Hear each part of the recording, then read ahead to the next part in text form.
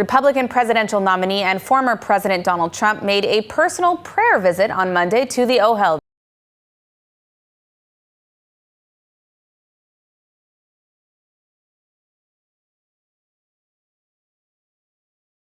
The resting place of Rabbi Menachem M. Schneerson, the former leader of the Chabad movement.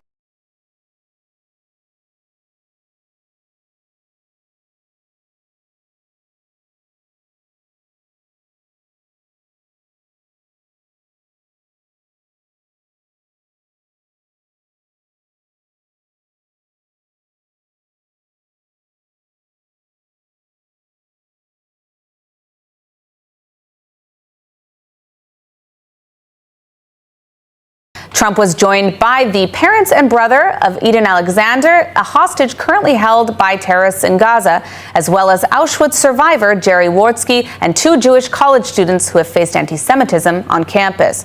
Upon entering the Rabbis' tent, Trump made a donation to the movement. Wearing a kippah, Trump prayed during the visit. His daughter Ivanka and son-in-law Jared Kushner have paid regular private visits to the Ohel before both of his presidential elections. Donald Trump converted to Judaism 2 years ago, according to White House official. There it is. That's his blog.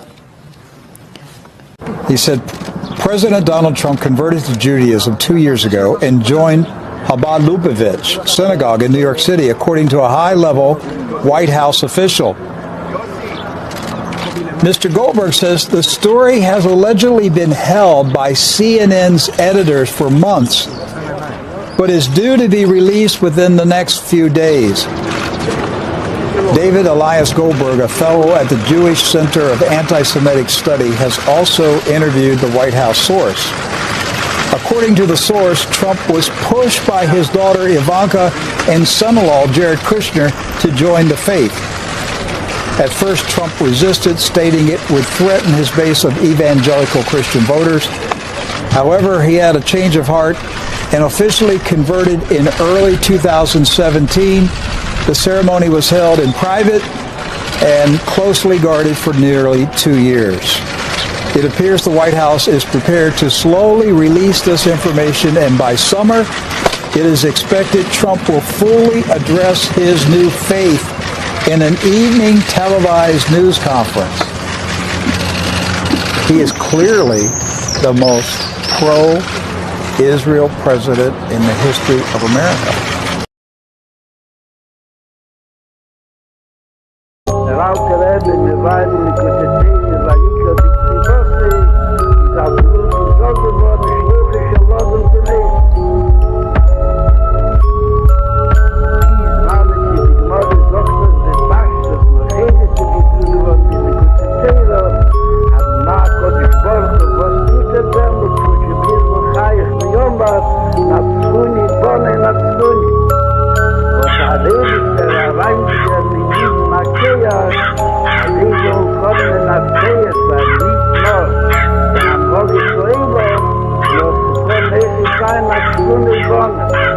He is clearly the most pro-Israel president in the history of America. He's given Israel every single thing that they've wanted, and he's about to give them war with Iran. Okay. And so, has he converted? So, I want to show you one more article. This is, let me see if I can. This is the Times of Israel. Yeah, the Times of Israel. This was published March 22nd, 2019. This is the Times of Israel. Trump, the first Jewish president of the United States. Now, that's not us saying that. That's Times of Israel. Times of what nation? Israel. So the people in Israel, that's an English-speaking newspaper in Israel, and that's what they read, that Donald Trump is the first Jewish president of the United States. By the way, come here. Say a couple of words. Come on.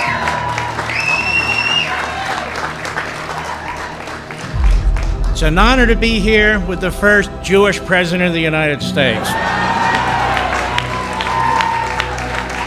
And how did they qualify that, Rick? They gave a list of things that he did for Israel. First of one, of course, moving the embassy to Jerusalem. That's right. That was a big deal. Then recognizing Israeli sovereignty over the Golan Heights. He's the first sitting U.S. president to visit the Western Wall. They gave him credit for defeating ISIS. They gave him credit for rebuking the United Nations when the UN criticized Israel. They credited him with closing the Palestinian office in Washington, D.C. And they said these things, what is 1, 2, 3, 4, 5, 6, these 6 things qualify Donald Trump to be named the first Jewish president of the United States. That's what the Times of Israel said. Again, that was not David Duke's newsletter. Right. It's a Jewish-owned newspaper. And they're proclaiming Donald Trump to be the first Jewish president of the United States. So now when you look at this David Elias Goldberg saying that a White House insider told him that President Trump converted to Judaism 2 years ago. Suddenly it doesn't sound so crazy, does it? Now it's not too crazy. And that CNN knows about it, and CNN is sitting on the story and will be releasing it at some point. Through the centuries, the Jews have endured terrible persecution, and those seeking their destruction, we will seek their destruction. We have to bring back the death penalty. They have to pay the ultimate price. My beautiful Christians, I love you. Christians, I'm not Christian. I love you. Get out. You gotta get out and vote. Christians, I'm not Christian. I'm not Christian. I'm not Christian. I'm not Christian. Get out. You gotta get out and vote. It was history's darkest hour. Millions of innocent, wonderful, and beautiful lives, men, women, and children, were extinguished as part of a systematic attempt to eliminate the Jewish people. It was the most savage crime against God and His children.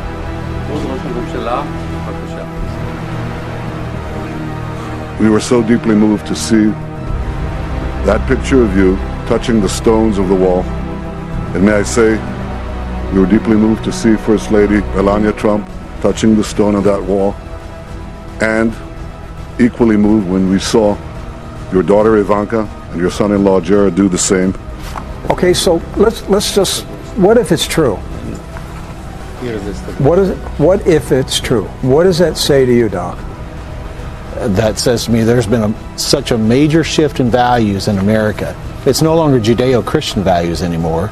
It's Judeo values now. Yes. Yes.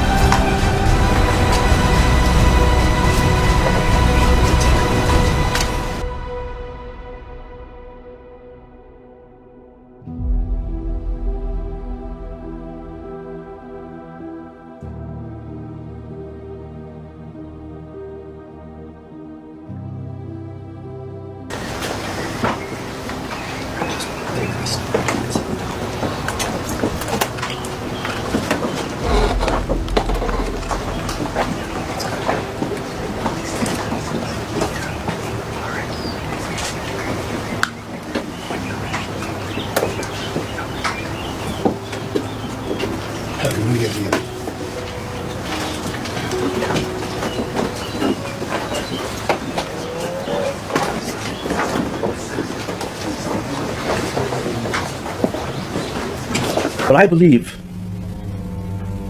the one who's going to switch from Yahweh to Yavoid is Donald Trump. He will turn America from Yahweh to Yavoid, because everything he says indicates that. He's going to really be a tremendous president in the United States. Tremendous. He's going to stand up to all the nations of the world. He's going to side with Israel when he realizes that they cannot make peace with Israel, as I've said before, because it's theologically impossible. And that's why I believe, remember I said that the gematria of Donald Trump is Gemat Mashiach ben David. You know what that means? He, I believe, is the Mashiach of Edom. But Mashiach is nothing more than an anointed one, right? That completely reverses the order of something. Trump, I believe, is the Messiah of Edom, of Esau. And therefore, he will take them from Ya'aved to Ya'avoid. From someone who afflicts Israel to someone who will assist them. And believe me, he's going to be fabulous with the Jewish people. We will not rest until the horrible and vile ideology of anti-Semitism has been defeated and destroyed. For this reason, I recently signed an executive order to restrict federal funding to any college or university that spreads, supports, or promotes anti-Semitic prejudice in any form. President Trump's right ear was grazed in a symbolic gesture of Exodus 21:6, where the Torah states that a servant who wants to remain with his master needs to have his right ear pierced. Trump was designated as God's servant and anointed one, just like Cyrus the Great almost 2,400 years ago. Take a look at that address.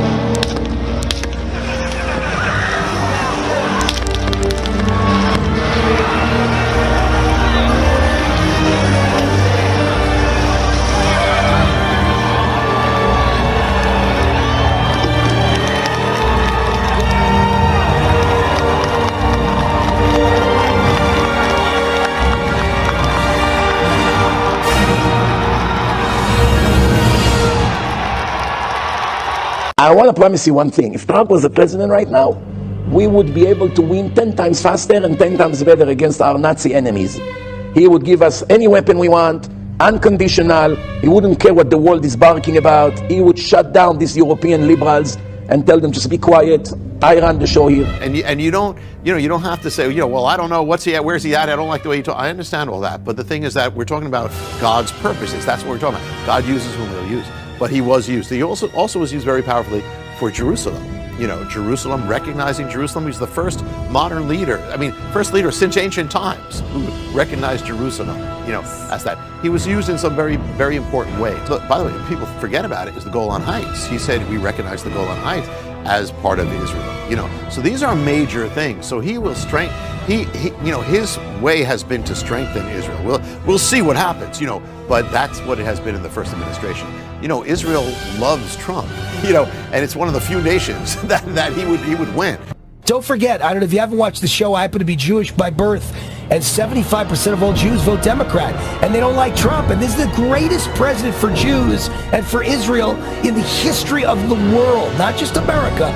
Trump's the best president for Israel in the history of the world, and the Jewish people love him like he is the king of Israel.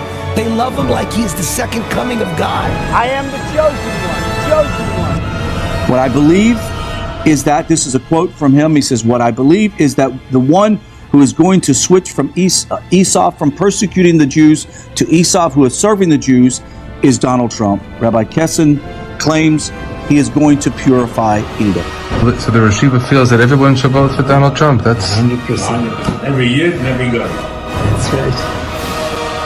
If you hate Israel, vote Democrat. If you love Israel, vote for Donald J. Trump. It's that simple. President Donald Trump was the first American president who stood up in defiance to the entrenched and endemic anti-Israel attitude of all previous U.S. administrations towards our presence in the Holy Land. Only he or somebody like him would be the person who deserves this great honor of representing Western society and fulfilling the prophecy uttered to our matriarch Rebecca. The elder one will serve the younger one. Trump was designated as God's servant and anointed one, just like Cyrus the Great almost 2,400 years ago. And I have good reason to believe Donald Trump was chosen to be the one to redeem the sins of Esau through offering his assistance in rebuilding the Holy Temple on the Temple Mount and establishing the Jewish kingdom over all of mankind in Jerusalem. This was a special token of affection given by myself and the First Lady to Prime Minister and the First Lady of Israel. And it's a key, we call it a key to the White House, and it's a key to our country and to our hearts. Thank you, Mr. President. And I have said, and this is true, that you have the key to the hearts of the people of Israel because of all the great things you've done for the Jewish state and the Jewish people. So thank you.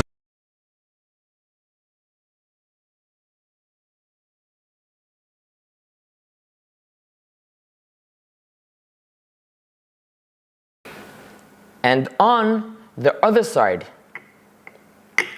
we have three symbols. We are very happy to announce that the Mikdash Educational Center just produced a new Cyrus Trump temple coin. Charged me to build him a house in Jerusalem. In three languages, in Hebrew, in English, and in Arabic, President Trump is starting a prophetic process by moving the American embassy to Jerusalem. Just like King Cyrus 2,500 years ago said, he charged me to build a house in Jerusalem. Here again, President Trump is building a house in Jerusalem.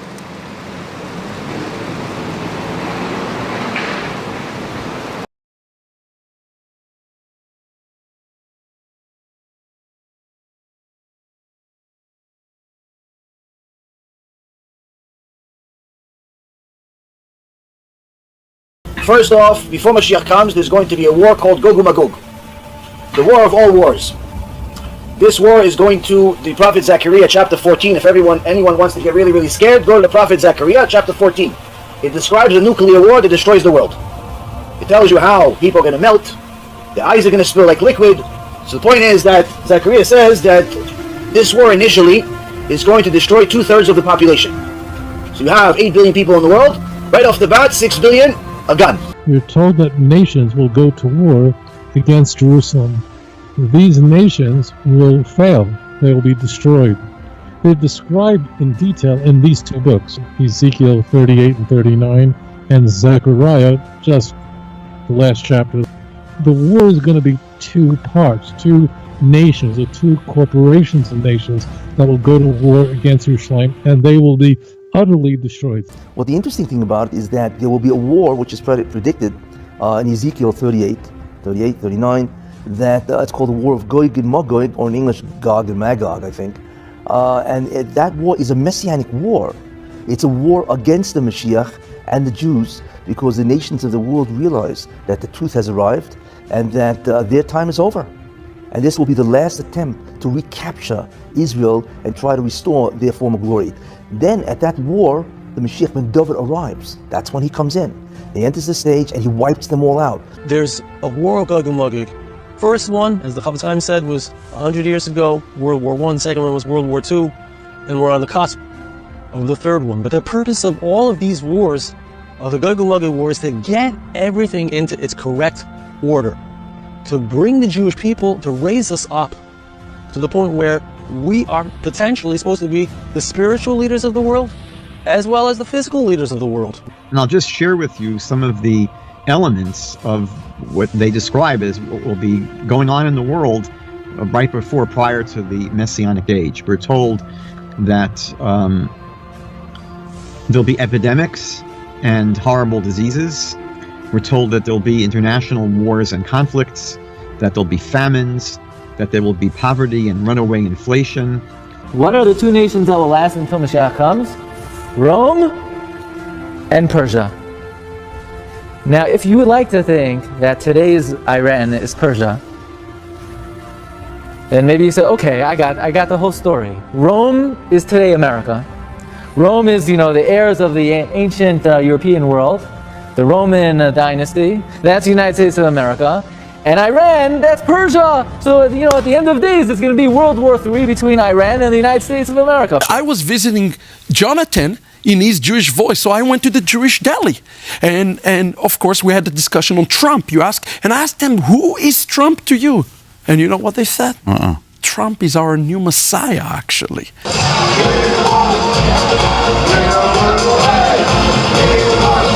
What time is it? It's almost 6?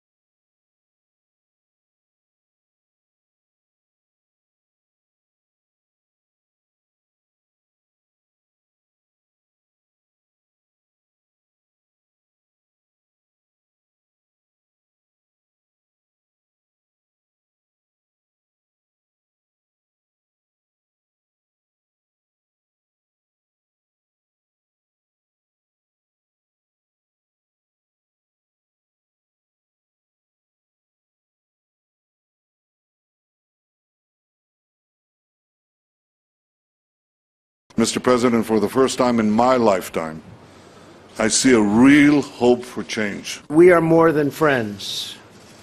We are great allies. We have so many opportunities in front of us. Israel is an inspiration, a trusted ally, and a cherished friend. The United States will always stand by its side. Mr. President, our dear friend, Donald, you have shown consistently incredible support for Israel